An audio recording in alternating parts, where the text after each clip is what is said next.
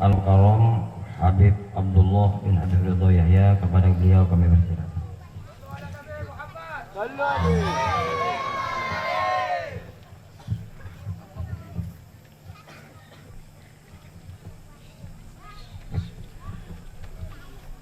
Assalamualaikum warahmatullahi wabarakatuh. Kakanda kami Habib Ali bin Yahya, yang saya hormati kakanda kami Al-Habib Helmi bin Yahya, yang kami hormati kakak kami Syarifah Sakinah beserta seluruh keluarga besarnya, Habib Alwi dan beserta seluruh para habaib seluruhnya yang dirahmati oleh Allah, dan khususnya kepada saudara kami, kakanda kami Ustaz Hasan Husin. Beliau datang dari jauh di negeri sebelah, yaitu negeri jiran Singapura. Beliau hadir di tempat ini dikarenakan yang pertama beliau menghadiri untuk takziah akan wafatnya ayahanda kita, guru kita Habib Muhammad Ridha bin Ahmad bin Nagil bin Yahya. Beliau hadir sekaligus untuk menghadiri acara ini. Semoga Allah Subhanahu wa taala jadikan beliau menjadi orang-orang yang istiqamah di jalan Allah Subhanahu wa taala, diangkat derajatnya oleh Allah Subhanahu wa taala, dan dimudahkan urus-urusannya baik di dunia maupun di akhiratnya. Kepada seluruh hadirin, para ustadz, para kiai, para habaib, tokoh masyarakat, tokoh pemuda, bapak-bapak dan ibu-ibu yang dirahmati oleh Allah Subhanahu wa taala. Alhamdulillah kita berkumpul di majelis ini, di majelis yang mana di situ disebut nama Allah Subhanahu wa taala, dipuji nama Allah Subhanahu wa taala, maka insya Allah Allah Subhanahu wa taala tidak akan membiarkan bapak dan ibu pulang dalam keadaan tangan kosong. Insya Allah apa yang menjadi keinginan kita dikabulkan oleh Allah, amin. Apa yang dicita-citakan kita disegerakan oleh Allah, amin. Dan apa yang kemudian dihajatkan oleh kita dimudahkan oleh Allah Subhanahu wa taala. Yang sakit disembuhkan, yang kemudian dalam keadaan susah hatinya diberi kebahagiaan, yang mereka sakit, mungkin sakit diabetes, Allah kasih sembuh insyaallah. Yang mereka sakit pusing kepala, mereka dikasih sembuh sakitnya. Yang mereka kemudian dalam keadaan apa saja susahnya, semoga Allah Subhanahu wa taala berikan kenikmatan kepada semua yang hadir tempat ini tanpa terkecuali, dan semoga Allah Subhanahu wa taala memberikan anugerah yang besar, yaitu terampuninya dosa-dosa kita semuanya, amin. Allahumma amin. Alhamdulillah. Tema kita malam hari ini adalah Gemas Sholawat, pesta rakyat Gemas Sholawat mengenang guru bangsa. Mengenang guru bangsa ini adalah kita merujuk kepada yaitu Al-Habib Muhammad Ridha bin Ahmad bin Agil bin Salim bin Yahya. Beliau kita sebut guru bangsa dikarenakan di mana ada beliau, di situ ada pendidikan. Awal dulu di Pekalongan, beliau lahir di Pekalongan. Beliau juga di situ berkecimpung dalam dunia pendidikan. Setelah itu kemudian di Solo, beliau di Surakarta dulu di Solo selama kurang lebih 30 atau 32 tahun. Beliau juga di situ termasuk dewan pendiri, yaitu Rabithah Islamiyah.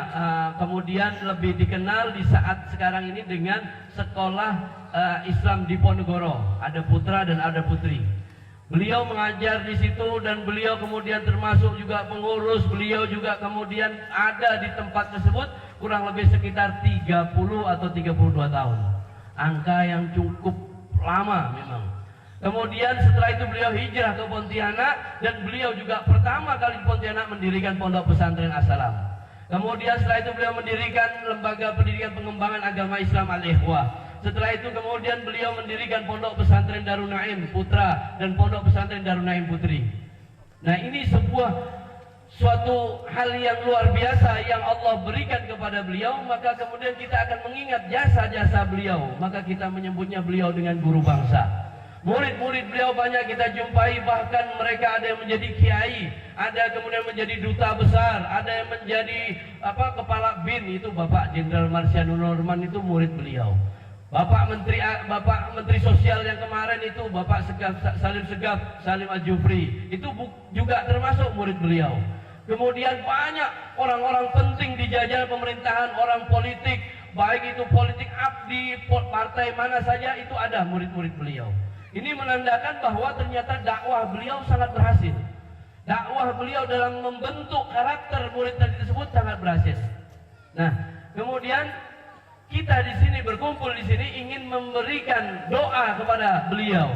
Kemudian juga kita minta buat diri kita sendiri kepada Allah Subhanahu wa taala berkat menghadiri majelis ini, semoga Allah Subhanahu wa taala angkat derajat kita semuanya. Yang punya hutang dilunaskan sama Allah Subhanahu wa taala. Wah, nyaring kalau masalah hutang nih ya, Masya Allah Ibu ya. Nyaring kalau masalah hutang nih, Masya Allah. Alhamdulillah. Alhamdulillah. Memang di sini menunjukkan bahwa beliau ternyata adalah seorang wali Allah. Saya katakan di sini karena beliau memiliki jiwa istiqomah dari awal sampai akhir beliau, sampai akhir hayatnya beliau meninggal dalam keadaan terus mendidik santri-santri dan murid-murid beliau. Ini adalah suatu hal yang luar biasa. Allah Subhanahu wa taala sampaikan bahwa inna auliya Allah la khaufun alaihim wa lahum yahzanun. Bahwa sesungguhnya wali-wali Allah itu mereka tadi disebut tidak ada rasa takut dan tidak ada rasa susah. Bapak dan ibu ini kalau mau jadi wali bisa. Kalau mau jadi wali gampang, bener saya kasih tahu. Kalau mau jadi wali insya Allah gampang. Resepnya ada dua, saya kasih tahu. Nah, resepnya ada dua. Yang pertama apa? La khaufun alaihim wa lahum yahzanun.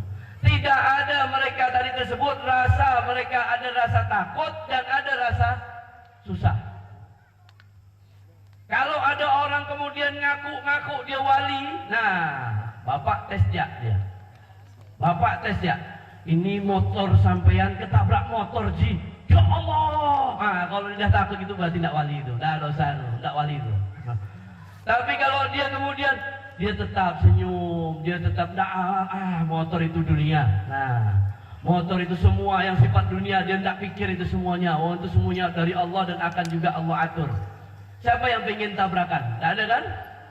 Tak ada. Tapi itu semuanya bisa terjadi atas biiznillah, atas izin Allah semua bisa terjadi. Tidak ada satupun manusia yang mengelak takdirnya Allah Subhanahu wa taala. Tidak akan ada manusia satupun yang mereka mengelak akan takdirnya Allah, nggak ada. Maka di saat-saat kita kemudian mendapatkan nikmat dari Allah, itulah tanda bahwa Allah sedang memperhatikan kita. La khaufun alaihim wa lahum yahzanun. Itu yang pertama. Itu dia ada rasa takut. Kemudian misalkan dia kehilangan sapinya itu mati. Nah, sapinya mati. Tapi dia kemudian dia resah, dia gelisah. Ya Allah, sampai dipikirin 3 hari 3 malam. Wah, itu coba. Sapi mati dipikirin. Itu udah bukan dah. Itu orang yang hobi dunia dah, orang seperti itu. Tapi kalau orang yang benar-benar dia Masya Allah minal auliya Allah, dia tidak mikir seperti itu. Kenapa? La khaufun alaihim wa lahum yahzanun. Mereka tadi tersebut mereka benar-benar tidak ada rasa takut, tidak ada rasa takut. Nah, ada sebuah cerita dalam sebuah kampung. Itu ada sebuah kisah. Di dalam kampung tadi tersebut ada satu orang wali. Kemudian ada di kampung tadi tersebut satu keluarga, dia punya anak gadis 3. Bapaknya ini mulai bingung. Dia bilang sama mamanya, dia bilang sama istrinya, ya Allah ma, ini anak kita sudah gadis semuanya, tidak ada yang minta ini, umur dah makin bertambah. Padahal itu anak itu cantik-cantik semuanya, cantik, wah pinter lagi, udah cantik pinter lagi. Kemudian bapak ini bilang sama istrinya, gimana nih bro? Terus kemudian datang temannya, tetangga sebelah, dia bilang, coba kau pergi ke tempat ada si Bulan, dia tuh wali itu. Masa sih? Iya, coba kau pergi ke sana. Lalu dia pergi nih. Ini orang, dia pergi ke tempat orang tadi tersebut. Ke tempat yang dibilang wali. Dia pergi ke tempat orang tadi tersebut. Ketika kemudian ngetuk pintu, assalamualaikum, dibukain pintu, waalaikumsalam. Orang tadi itu yang bukan pintu, dia bilang, mudah-mudahan anakmu cepat dia berjodoh. Loh, kau tahu? Nah, orang tadi langsung bisa tahu. Langsung ini orang ini bilang, oh ini wali. Belum apa-apa sudah tahu. Nah, belum apa-apa dia sudah ngerti. Belum apa-apa sudah paham. Wah ini wali. Akhirnya dia tanya, Saya punya anak 3. Anak saya belum nikah semuanya. Semua sudah gadis semuanya. Bagaimana caranya supaya anak saya ini dapat jodohnya? Apa kata sang wali ini? Dia bilang gini, bakar rumahmu. Suruh bakar rumahnya coba Pak. Nah, Bapak jangan coba-coba Pak. Kalau Bapak bakar rumah benar, besok di kolong jembatan Pak. Kalau nggak ada ijazahnya ngeri juga ya. Ini wali bilang bakar rumah kamu. Waduh. Kata orang tadi nih, waduh nyesal aku datang ke orang ini nih katanya. Waduh nyesal benar saya datang nih bilang. Datang sini suruh bakar rumah, tapi tidak diikutin takut kualat. Wah udahlah ikut ya lah. Bakar rumah kau kata wali itu. Dibakar kemudian. Rumahnya anaknya masih tidur, istrinya tidur karena suruh bakar malam-malam. Dibakar itu rumahnya tuh. Ketika dibakar dia kemudian bangunkan istrinya, anaknya, kemudian orang kampung pada datang teriak, kebakaran, kebakaran, semua pada teriak. Istrinya keluar, kemudian dia keluar, anaknya keluar, bapak ada tersandar di bawah pohon rambutan dah. Aduh rumahku nih, aduh marah katanya. Bangun-bangun capek-capek, mahal-mahal, kemudian habis sudah rumahnya. Tapi subhanallah, begitu itu anaknya keluar, orang-orang kampungnya sibuk, kemudian nyiram air, nyiram segala macam. Ini orang-orang anak-anak muda di kampung itu melihat, ya Allah, rupanya penghuni rumah ini cantik-cantik katanya coba. Cantik-cantik rupa penghuni rumah. Begitu kemudian selesai rumah itu, habis dipadamkan apinya, sudah tinggal kerangka, tinggal arang ya. Sandar ya bapak tadi itu di bawah pohon rambutan kan. Didatangin sama anak muda.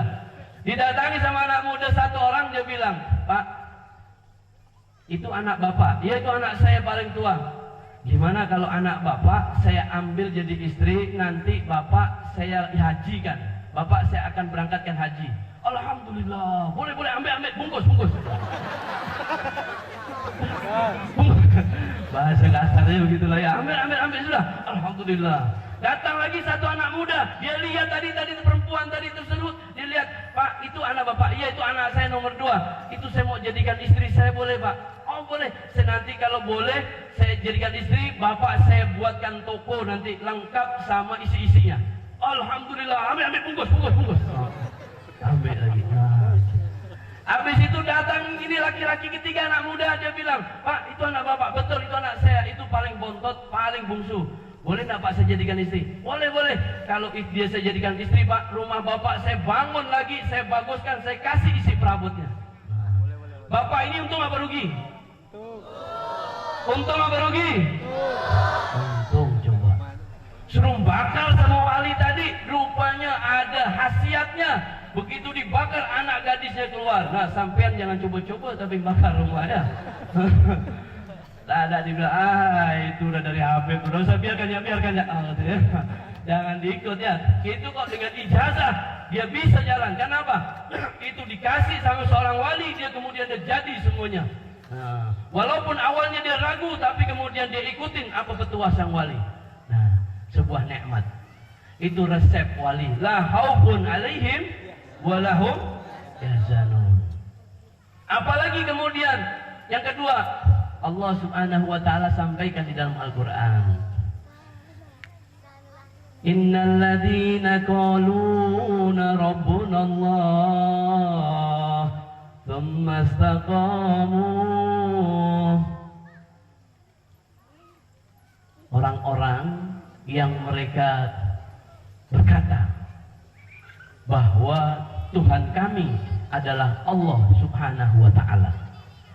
Orang-orang yang berkata bahwa Tuhan kami adalah Allah subhanahu wa ta'ala. Mereka kemudian sumastaqamu, mereka istiqomah. Istiqomah di sini tetap terus bahwa dia menganggap Allah lah Tuhannya. Di pengajian Allah Tuhannya. Masuk masjid Allah Tuhannya. Masuk musola Allah Tuhannya.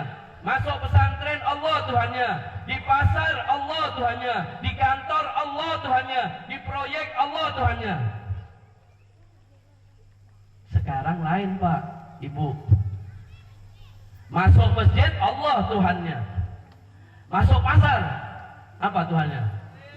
Wah, PC katanya ya. Oh, di PC na mati dong. Coba.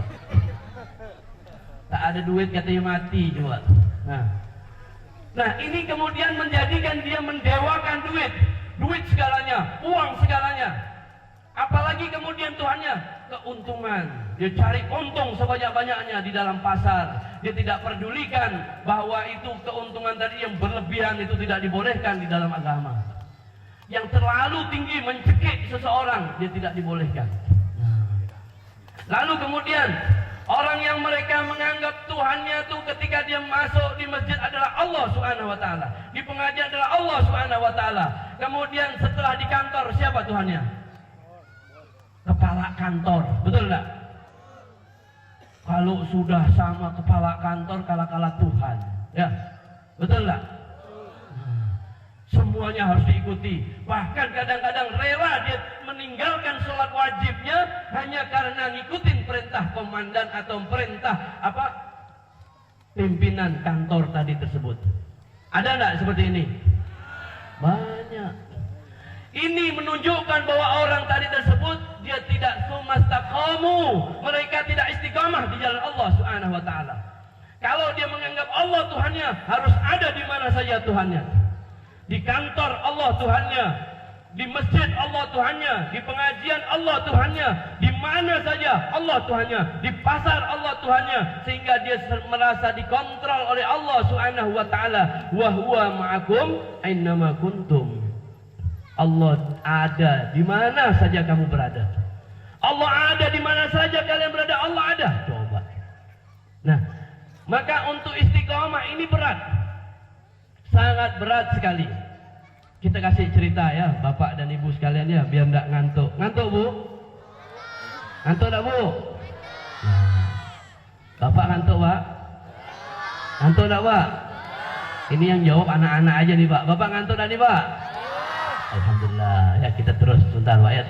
Kita kasih cerita nih.